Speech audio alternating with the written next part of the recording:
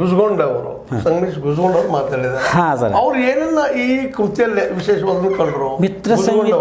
ಮಿತ್ರ ಸಂಹಿತದೊಳಗೆ ರೀ ವಿಶೇಷವಾಗಿ ಅವರು ಅಲ್ಲಿ ಬರ್ತಕ್ಕಂಥ ತ್ರಿಪದಿಗಳ ಕುರಿತು ಮಾತಾಡಿದ್ರು ಸರ್.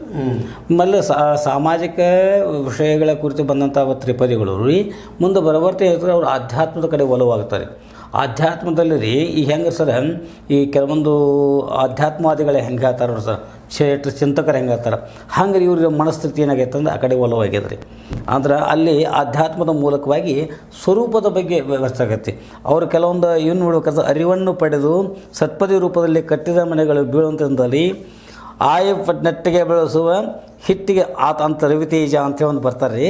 ಅಂದ್ರೆ ಇಲ್ಲಿ ಷಟ್ಪದಿಗಳನ್ನು ಉಪಯೋಗ ಮಾಡಿಕೊಂಡ್ರಿ ಅವರು ಇದನ್ನು ಕೆಲವೊಂದು ಕೃತಿಗಳನ್ನು ಬರ್ತಾರೆ. ಅಂದರೆ ಸಣ್ಣ ಸಣ್ಣ ಚುಟುಗಳನ್ನು ಬರ್ತಾರೆ ರೀ.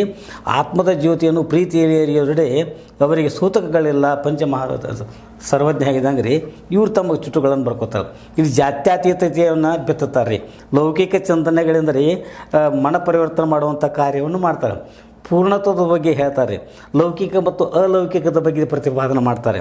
ಮುಂದೆ ಲೌಕಿಕ ಗುರು ಹೆಂಗಿರ್ತಾನೆ, ಒಂದು ಆಧ್ಯಾತ್ಮಿಕ ಅಲೌಕಿಕ ಗುರು ಹೆಂಗೆ ಪ್ರತಿಪಾದನೆ ಮಾಡ್ತಾನೆ.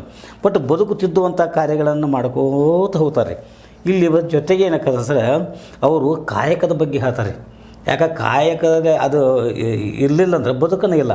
ಅದಕ್ಕೆ ಕೃಷಿಯ ಬಗ್ಗೆ ರೀ, ಕಾಯಕದ ಬಗ್ಗೆ, ಕಾಂಚಾಣದ ಬಗ್ಗೆ, ಒಂದು ಕಾರ್ಯಸಿದ್ಧಿಯ ಬಗ್ಗೆ, ದಾಂಪತ್ಯದ ಬಗ್ಗೆ ರೀ ಹಿಂದೆ ಹಿಂಗೆ ಹಲವು ವಿಷಯಗಳ ಬಗ್ಗೆ ಬರ್ತಾರೆ. ಮುಂದೆ ಜೊತೆಗೆ ಸರ್ ಆಮೇಲೆ ಮರಣದ ಬಗ್ಗೆ ಹೇಳ್ತಾರೆ ರೀ.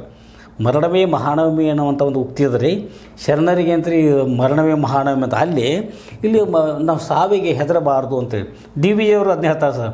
ಮೃತ್ಯುಂ ಭಯವೇಕೆ ಲೋಕಾಂತರ ಕಯು ಮಿತ್ರನಾಥಂ ಚಿತ್ರ ಹೊಸದಿರುಪದಲ್ಲಿ ಎತ್ತಲೆಂಬಯುವುದು ಸತ್ರ ಹೊಸದು ನಡೆ ಮಂಕುತಿಮ್ಮ ಅಂತ ಹೇಳಿದ್ರಿ. ಸುಮಾರು ಒಂದು 500 ತ್ರಿಪದಿಗಳು ಸರ್. ಒಟ್ಟಾರೆ ಸಾಮಾಜಿಕ ಸ್ಪಂದನೆ, ಧಾರ್ಮಿಕ ಸ್ಪಂದನೆ ಜೊತೆಗೆ ರೀ ಆಧ್ಯಾತ್ಮದ ಒಂದು ನಿಲುವನ್ನು ಪ್ರತಿಪಾದನೆ ಮಾಡ್ತಾರೆ.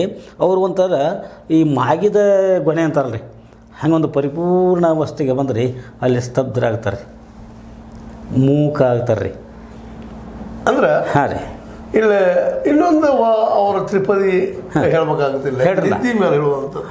ಯಾಕೆ ನಿದ್ದೆ ಕುರಿತಾಗೆ ನಮ್ಮ ಶಿವರಾಮ್ ಕಾರಂತ ಮಕ್ಕಳು ಹೇಳ್ತಾರೆ. ಏನಂದ್ರೆ ನಿದ್ದೆ ಅಂದ್ರೆ ಏನಪ್ಪಾ ಅಂದ್ರೆ ಸತ್ತು ಹುಟ್ಟಿದಂಗ. ಹೌದ್ರಿ, 100ಕ್ಕೆ 100 ಆ ಮಾತನ್ನು ಹೇಳ್ತಾರೆ. ಆ ನೆಲೆಯಲ್ಲೇ ನಮ್ಮ ಈ ಮಿತ್ರರು ವಿಶೇಷವಾಗಿ ನಮ್ಮ ಮಹಾದೇವ್ ಅವರು ಒಂದು ಮಾತನ್ನು ಹೇಳ್ತಾ ಇದ್ದಾರಲ್ಲ, ನಿದ್ದೆ ಅನ್ನುವಾಗ ನಿದ್ದೆ ತಾನೆಲ್ಲಿತ್ತೋ ಎಲ್ಲಿತ್ತೋ ಗೊತ್ತಿಲ್ಲ ನನಗೆ. ಎಲ್ಲಿತ್ತು?